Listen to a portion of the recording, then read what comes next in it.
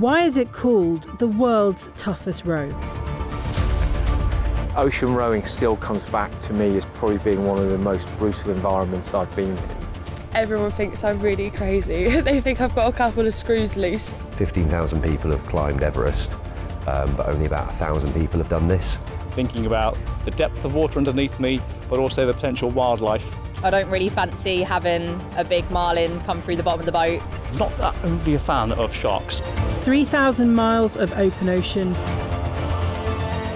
20-foot sea swells, no engine, no support, just muscle and mind power. So why do people do it? It's a once-in-a-lifetime opportunity, isn't it? So it's something you'll never get to do again. I just thought it sounded incredible, and it's something that's going to push you completely out your comfort zone. I've always loved challenges, pushing myself physically and mentally to see where my limits are. Just like to challenge myself. I like to put myself in uncomfortable situations. So this is something that kind of to prove to myself that I can do hard things. We're all there to do a job. We'll get the job done like we do in the military, and that's all that matters really, isn't it? Our message really throughout the whole campaign is just to kind of show other ranks that you can do anything you want and your rank shouldn't be your limitation.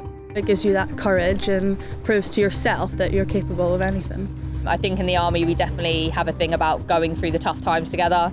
So I'm even looking forward to the big waves to see how everyone handles it, because I think that's going to be quite exciting. It's a bit hypocritical if we're saying to the youngsters, get out and do that, if we aren't. So let's put ourselves on the front line. If we can still do it after two of the team did it 21 years ago, anyone can do it. 21 years ago, Matt and I did it as a two-man crew. And at the time when we arrived in the Caribbean, we said we'd never do it again. Well, time's a great healer. And about 3 years ago, Matt phoned me up and said, do you fancy doing it again? Well, thankfully, I forgot about all the bad bits. I forgot about the oars breaking, the seats breaking, running out of food. I just remembered the highlights. And no two ocean rows are the same. So other boats could be doing something, they could be a handful of nautical miles away, they've been a different sea to us. The reality is every crossing is different, and I really don't know what's going to happen. It's pure adventure, and it's the challenge to see whether I can do it or not. There's going to be a lot of moments, I think, when we're in the Atlantic when we're probably thinking, was this the best decision we could have made this year in 2025? But we're here for one another, so looking forward to testing myself. The chance to do something that very few people get to do, and to be out in the middle of the Atlantic in what is essentially a tiny rowing boat, and just seeing all the sights you're going to see there. There's going to be amazing sea animals out there and the weather. It's going to be some fantastic views. It's going to be horrendous as well, but I think that opportunity to just be out there immersed in nature but also peace is going to be really good. That sheer sense of disconnect from the rest of the world and just how alone you are out there and how much of a little speck you are, but excited for it as well.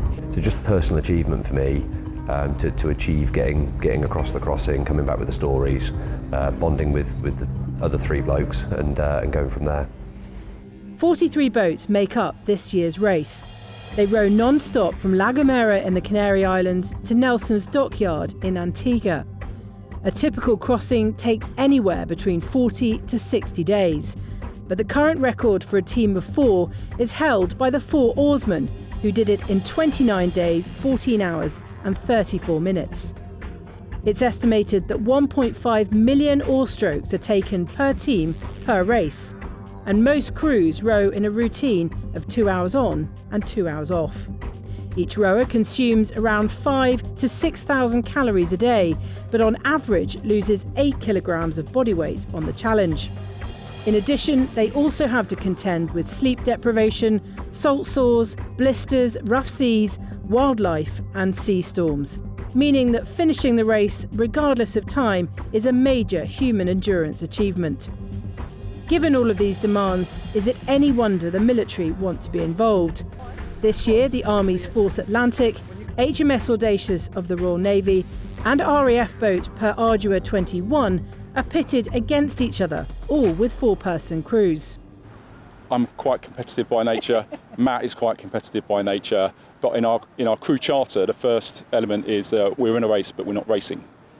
Now, I think there'll be a bit of a tri-service rivalry going on out there, and I'm sure we'll do our best to represent the area properly. That rivalry is always going to be there. Between the forces, the tri-service, there's always that little bit of, we're better than those, we're better than those. It's Twickenham at sea. There'll be some inter-service banter, I'm sure. The fastest military time was recorded by HMS Audacious in 2324, who made the crossing in 35 days, 4 hours and 30 minutes. But whether it's time, prestige, or just for something to do over the festive period, there are so many reasons that these competitors choose to do this challenge. All as valuable as the other, and all set to cement their name in history. Thanks for watching. For more from BFBS Forces News, like and subscribe to our channel.